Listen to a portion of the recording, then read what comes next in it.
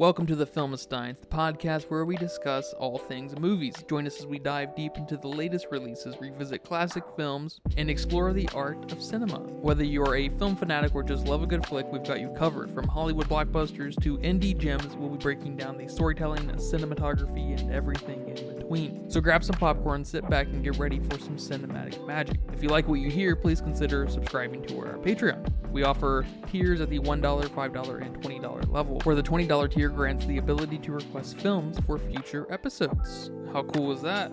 That's cool, isn't it? Pretty cool. Every little bit counts. This is the Filmistines, where movies are more than just entertainment, they're an experience. Welcome back to the Filmistines. I hope everyone's doing very well today, watching good stuff, spending time wisely on things you love and appreciate. We have an interesting episode today, and I'm joined by my guest who is not usually missing. Not usually. Lucy. Hello, everyone. How are you today, Lucy? I'm good. Good today. I'm good today, knowing that Guardians of the Galaxy is plateauing quickly. Oh. It looks like they will not be breaking $1 billion. Dang. They're entering their 5th week, and they have yet to scratch 800 million. So I think they're done. I think they're done. And so Smash Brothers. Excuse me. Mario is Smash Brothers. Smash Brothers. Mario. Same thing. Yeah, pretty much. Mario is at the top, and looks like he's gonna stay at the top at almost 1.3 billion, which is cool. Holy crap. Yeah, I assume by the end of the year they will plateau around exactly that 1.3. I'm sure they can make about 20 more million. I saw today that Beau's Afraid is just shy of 10 million, which is probably the most unfortunate, box office flop of the year. It's out in theaters? Yeah. This made it to theaters? Oh, it's been out for like 6 weeks. What? Only 10 million. It's a travesty, really. No one has good taste in movies. And because it's also Ari Aster's most expensive film at about 35 million production costs, so there's no telling how much Oh my god. the end cost is going to be, which, you can probably assume is around 80 to 100 million. So I don't know. That's very unfortunate. Yeah, because I'm sure that film's awesome. Got Joaquin Phoenix in it. Yep. Can't wait to watch it.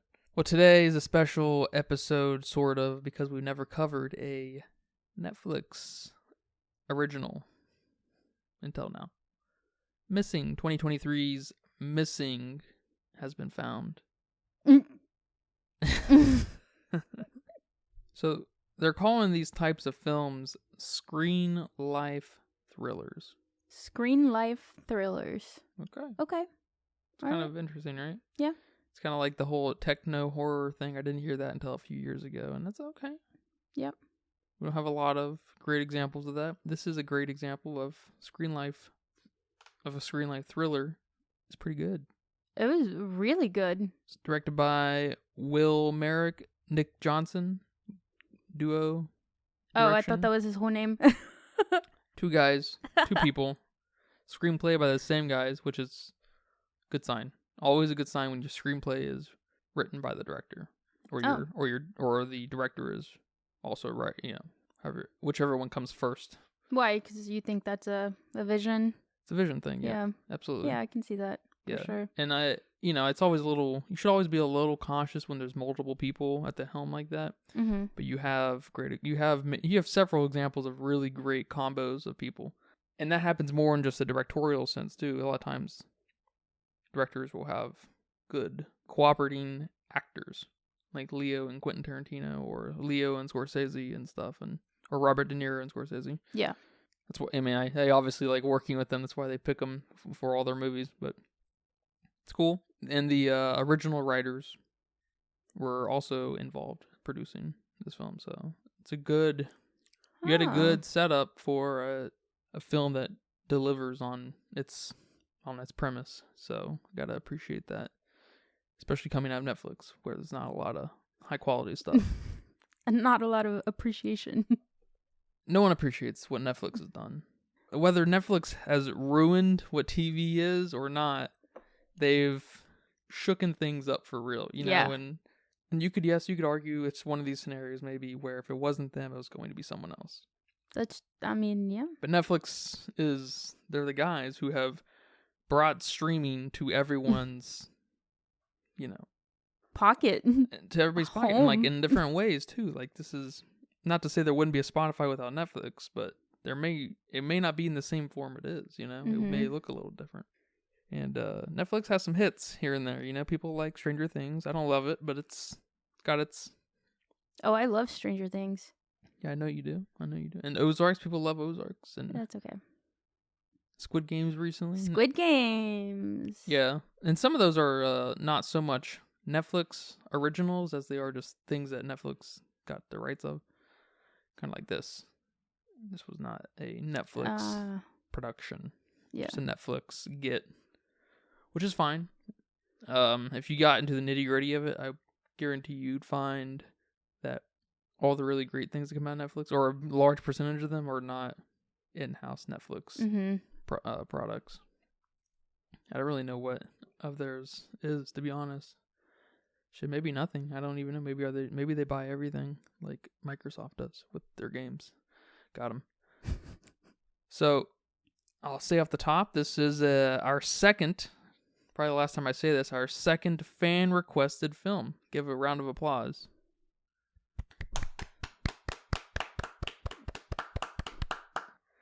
Yep. So that's cool. Thank you guys out there for supporting us in the ways you do. Thank you for recommending good stuff. Or bad stuff. It doesn't matter. Yeah, it doesn't matter. But it's always nice when something good... I mean, something like this that is surprisingly good. I wouldn't have watched this without the recommendation. Yeah. Yeah. So I'm glad. Me too. I'm glad it popped up. So, I mean, it's a movie. It's got kind of a David Fincher feel, you know, with like Seven and that other movie that's not David Fincher, Prisoner. Remember Prisoner with Wolverine and Jake Gyllenhaal? Yeah, I love that movie. It's got kind of a feel, you know, similar kind of thriller. It taps into that kind of thriller angle. What vibes it gave me? Who's that? Denis Villeneuve? Yeah. Who? What? Don't Fuck with Cats. Sure. Yeah. I mean, that's pretty much a Screen Life, docudrama kind of, sort of. I guess it's pretty much a documentary, but it's like a Screen Life documentary. Yeah. I mean, sure. Which was also Netflix. It's a good documentary, if you want to call it that. It's like Is it a documentary? Is it based off of real life? Yeah, that was real. Events? The Don't Fuck with Cats? Yeah. Yeah, that was real. Okay, because this isn't real. So it's a little different there. But, I mean, pretty much the same kind of investigation, reading on screen, you know, reading emails to figure out where we're headed with this. Yeah, very similar. I mean, there might be some origin, there might be some inspiration there.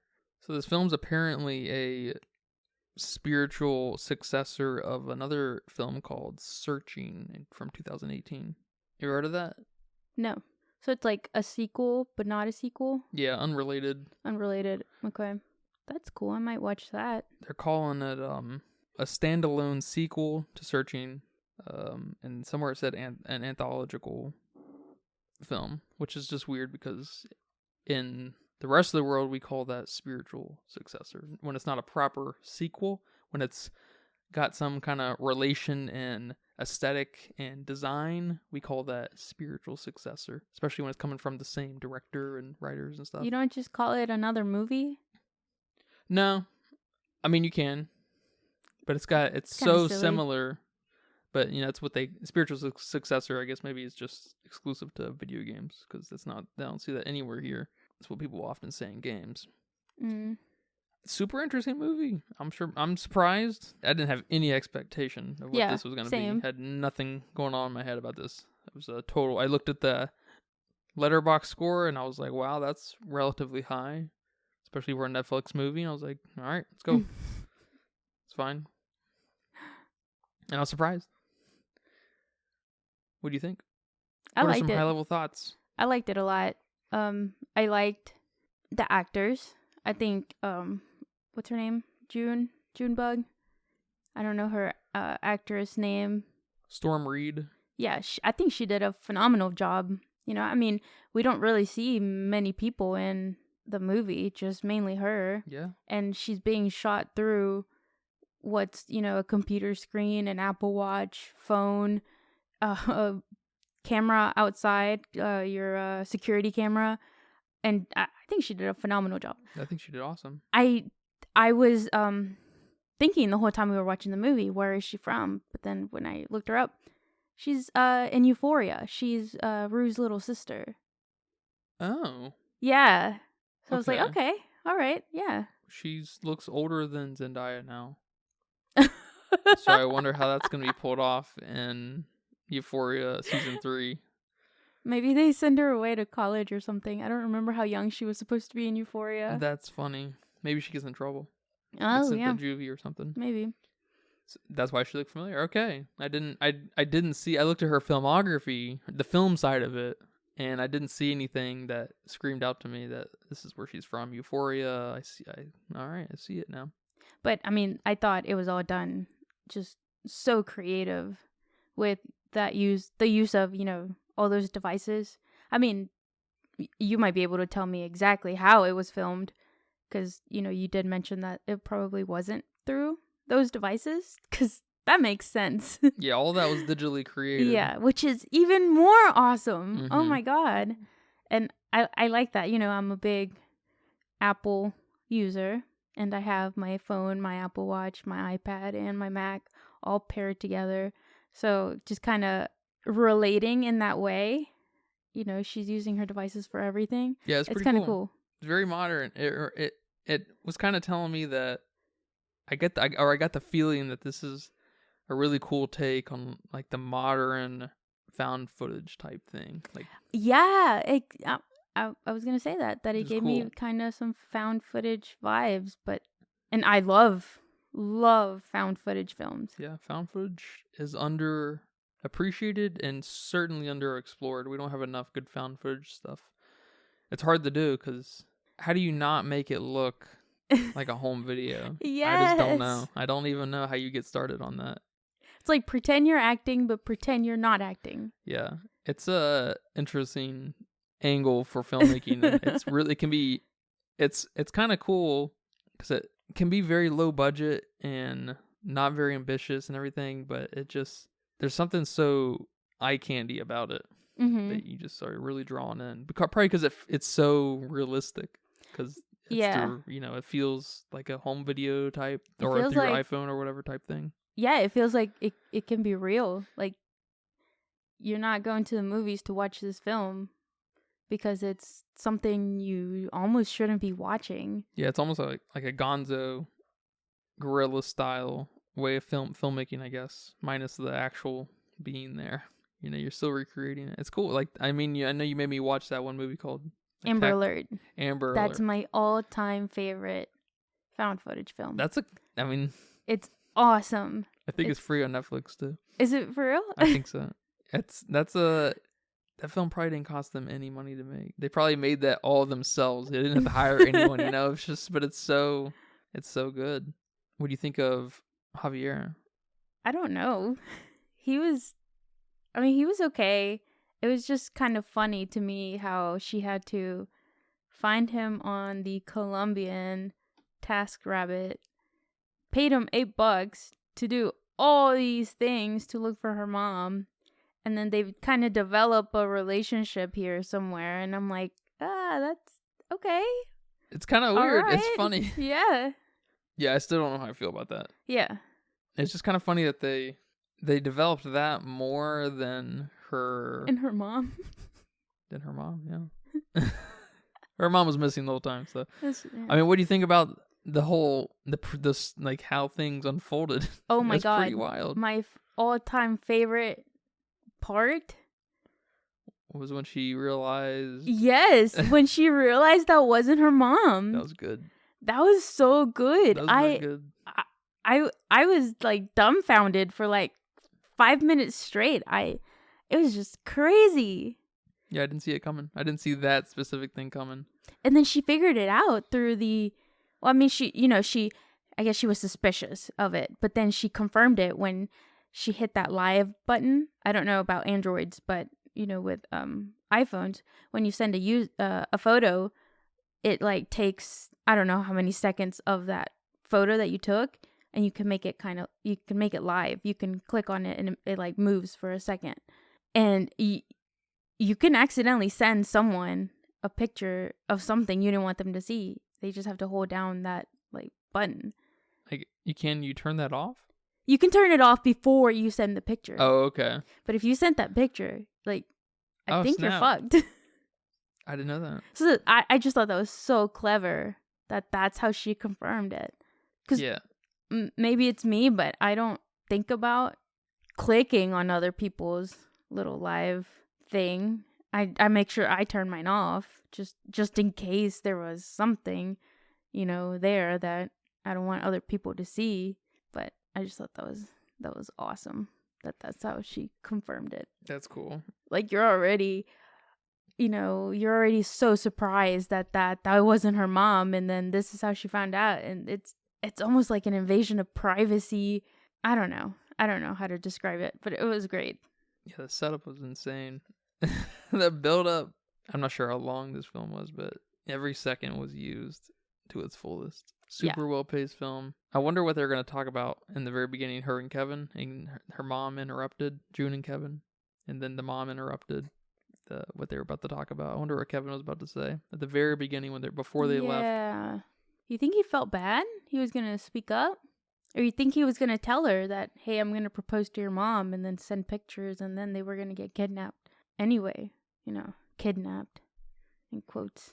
To me, it sounded like he was going to try to get permission to marry the mom. Mm-hmm. Yeah, I don't know about the kidnap part. I don't know why. Although, yeah. So there were a few parts where I was confused, and you had to kind of explain to me what was happening. So I don't know if there's anything to say about that. Maybe that was just me that was confused. Why did they do the fake kidnapping? Was it so she wouldn't come looking for them? Like, your mom's gone? Because I feel like that just... Or so they wouldn't suspect Kevin, tying him back to the dad? Yeah, I would have thought if you were going to pull that number, you would have tried to get out of the country more quickly, because they were still there for a couple of days until Kevin got caught, and he got caught close to the border, right? Mm-hmm. So, like, why didn't he... Like, they had more than 24 hours to get out of there before the cops even got involved. You know what I mean? Before June even saw that footage to get things rolling. You know what I mean? Like, why was he still there? Why didn't he go to... Because he didn't have money, right? Isn't that what he was texting? No, they said that... Yeah, I'm not sure. But they did say that June's mom's bank was, like, completely drained. So I guess Kevin didn't get any of the money? Probably. It was the dad. The dad took it all? Took it all. And so he couldn't go anywhere? Yeah, because I remember them messaging each other. Okay, so the dad turned on Kevin too, it sounds like. I think to some degree. I think. Yeah, I was just a little confused about that, and then they kill him. The cops kill him. Yeah. And then you're like, oh shit, now where is this movie going to take me? It's like, it's just a cliffhanger on top of a cliffhanger. Yeah, like a proper, thriller documentary. Yeah. It's pretty well done. Did you see the dad being the bad guy? Yeah, I knew the dad was still alive. I knew the dad was involved in this somehow. I didn't know he was Jimmy. I didn't think about Jimmy before that. Yeah. I'd forgotten about Jimmy because I think we stopped for a while. I think we put we had a intermission of 24 hours.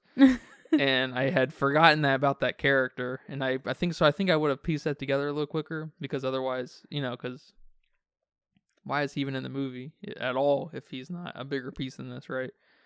I just forgot Jimmy.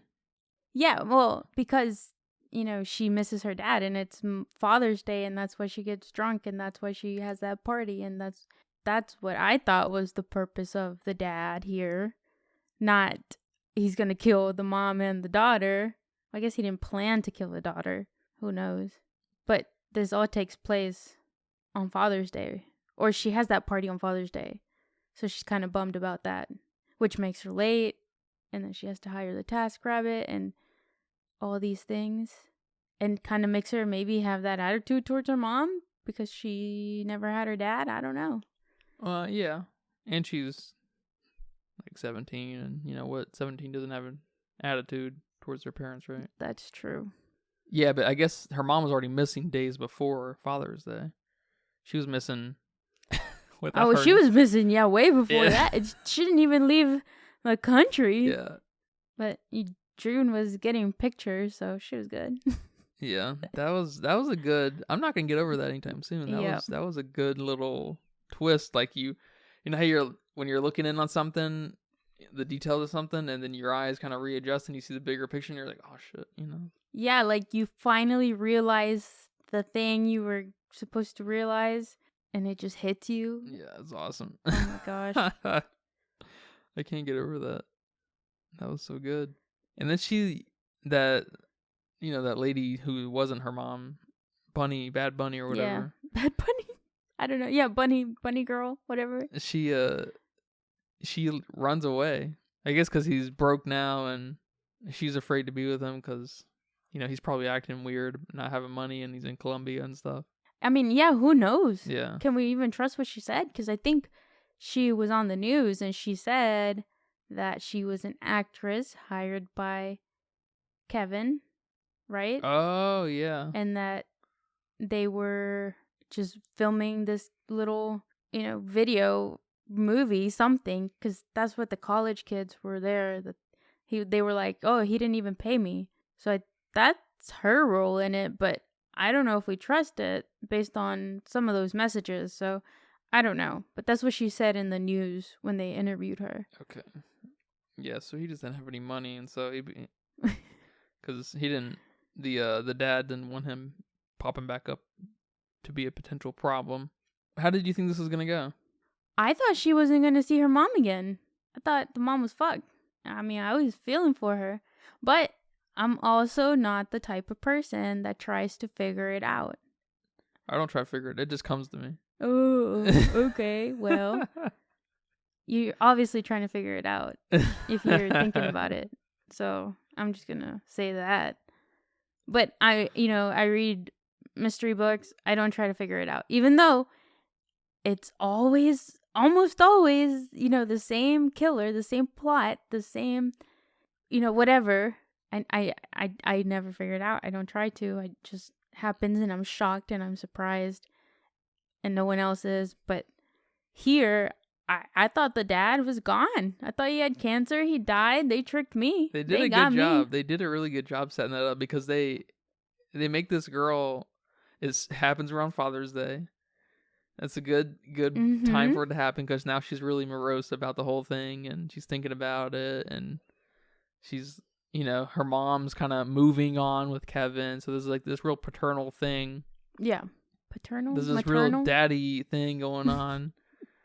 They do a good setup where they start to, it's just a major theme of the movie where it doesn't become obvious, because it's just her issues, Mm-hmm. And then nope, the dad is the problem. He's actually the problem. I didn't see it. It was a good setup. I can't get over it. I'm really impressed, actually, because it's just not very ambitious. We get a little hung up in Colombia. She becomes friends with the Colombian dude, and she helps kind of inspire him to reconnect with his kid and stuff. And it's like little. Okay, yeah. It's all right, and her friend doesn't go anywhere. Like she's got that friend that comes over occasionally. Yeah, Vina. And she's kind of lame. I don't know what her point was.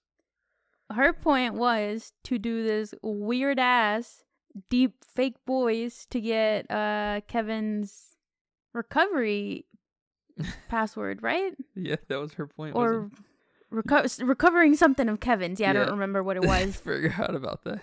That was her That point. was her one point. Hey, that's fine. Everyone's got that weird friend who does weird shit, so that's fine. That's fine. And then I guess the lawyer was a little weird too. I was gonna say that was one of the thriller things that happened that got me, because I also thought the friend was hooking up with Kevin, or she wanted Kevin, or something with Kevin that she wanted. Yeah. Yeah, they made it. She said a couple things that made it seem that way, and turns out Kevin wasn't even the problem here. They did a good way of kind of navigating where your suspicions are at. And I'm really impressed. I can't get over it now we're talking about it. Yeah, and then, she finds that number and she types it into a sticky note on her laptop and hovers over it, and it's like, oh, this lady's already in your contacts. What? It's Heather. And then she goes over there and fucking Heather's dead, and now you're more confused. So, I loved it. It was awesome. It was awesome. I wonder if searching is as good. Might have to give that a try. What'd you think about I thought it was very silly, but what'd you think about the part where she was talking to the hotel receptionist guy on the phone, and he was speaking Spanish, and she was typing in Google Translate what he was saying, and then what she was going to say to him? Yeah, I was like, I don't know how the fuck she's typing that in. I know. She's got good ears. She must have taken a few Spanish classes for sure. Yeah. Yeah, that was cute. That was just... Yeah, I thought it was very silly. Like a cute silly, but just very silly. Yeah, that would only work in a movie like this, where the whole movie's on through her laptop. Mm-hmm. But that worked, because it built that tension, her getting it in there real quick and stuff, and... Because you can imagine doing that, Yeah. on the phone with someone who doesn't speak the language and you're trying to fucking pieces together. I do that. Yeah, fortunately, it was Spanish, and it was something a little bit familiar sounding, Yeah, with the syllables and shit. That's true. Hopefully, good thing it wasn't Russian or something. Yeah, if it would have been any other language. Well, not any other language. She might have gotten it away with, like, Italian or something, yeah. but... And apparently, the security cameras overwrite each other every 48 hours. Oh my gosh. What is the point? That was funny. Just another good way to build tension. There are a lot of routes they took that felt really natural and smart, and they nailed a lot of it. Mm-hmm. It was a good job. One thing I didn't get is the house where the mom got shot and the dad took June to. Was that like their childhood house? Yeah. Why did she stay in the area if she ran away and changed her identity? That's a good point. They lived in Los Angeles, I think. Mm-hmm. Yeah, I don't know why you would want to stay in the area. I guess she had a decent job, so there's that. But she quit her job. Yeah, I don't know why you wouldn't want to move then, because at least move to, I don't know, San Francisco or something far further away than a drive there to get kidnapped. Yeah, that was a little funny, but I guess they needed him to be kind of close for this to work, so we had something we got to live with. That's funny. Yeah, I don't know, if I were that mom and like 10 years was approaching, I would have booked it. Hell no. Especially when he said, I'm gonna kill you. Yeah, man. You're what? Oh yeah, I guess he did go to prison, so she maybe felt safe, but...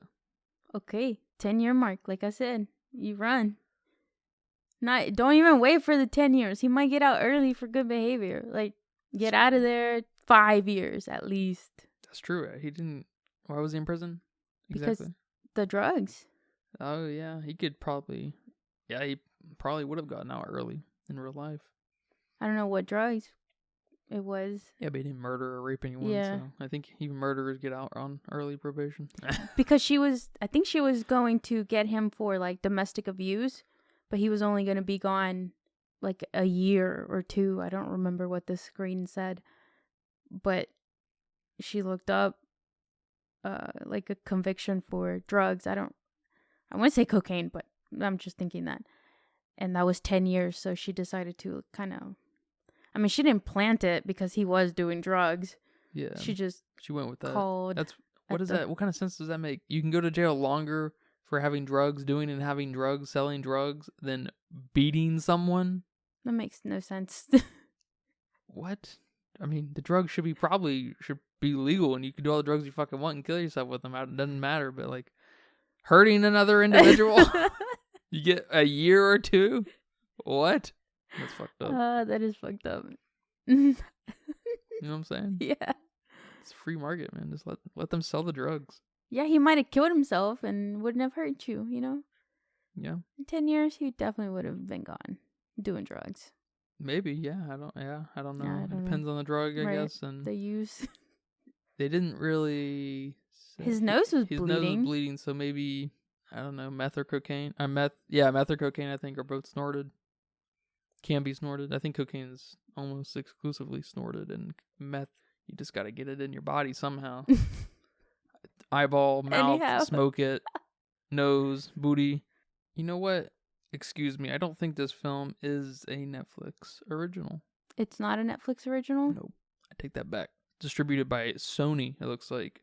Sony and Netflix have that deal where a lot of Sony things come to Netflix after some time. My bad. Okay. Makes sense. Yeah. Yeah, so I take that back about Netflix having some good stuff because we got -1 now to that +1. Wah, wah, wah. Yeah. Are you excited for the new Joker? I was thinking about it today. I'm excited for the Barbie movie Oh. that comes out in, 20 days? What? There's several movies coming out in the next few days we're going to watch. Oh, really? Indiana Jones, the Barbie movie, Transformers. Indiana Jones? Elemental. Yes, ma'am. Okay. Indiana Jones is so boring. It's the new one. Is he in that? Is Harrison Ford, whatever his name is? Sort of. Oh, okay. So he's slightly in there.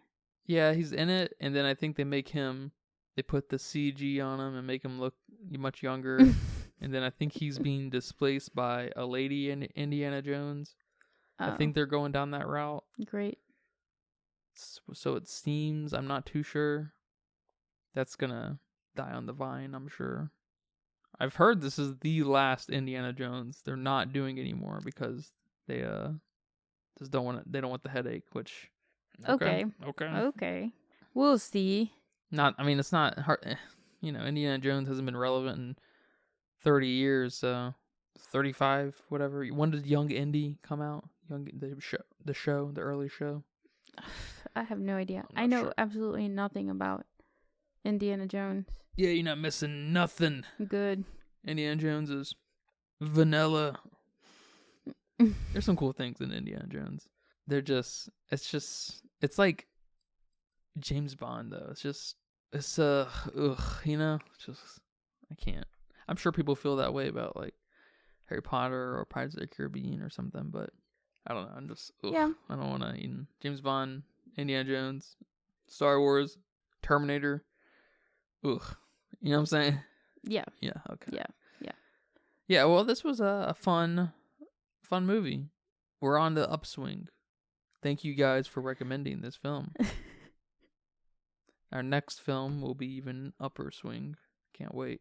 I'll give you guys a hint. We get a hint? It rhymes with Bon Vic. Bon Vic. Yeah. Bon Vic. Yeah, I don't know. Good luck with that hint. You don't know? I don't even know. Bon Vic. I have no idea. Can I get another hint? Bon Vic 4. I got it. All right. I got it. I should have said Bon Vic Poor. I would have gotten that. Okay. I would have gotten that. Or Door. Or door, yeah. Yeah, you should have put a number in there. Apparently. Well, we're not watching the first one, are we? Exactly. Any closing statements about anything? Not necessarily this film. Treat each other right out there. Be nice to each other. Love each other. Learn how to drive. Learn how to drive. Jesus. Be nice to each other out there. All right. Okay. Take care, you guys. Bye-bye. And that's a wrap for today's episode of the Filmistines. Thanks for tuning in and joining us on our cinematic journey. We hope you enjoyed our discussion and gained some new insights and perspectives on the world of movies. Don't forget to subscribe to our podcast on your favorite platform, especially Patreon. And follow us on social media for more film-related content. We love hearing from our listeners, so if you have any feedback, suggestions, or movie recommendations, please feel free to reach out to us. Until next time, keep watching and keep loving the magic of movies. This is the Filmistines signing off.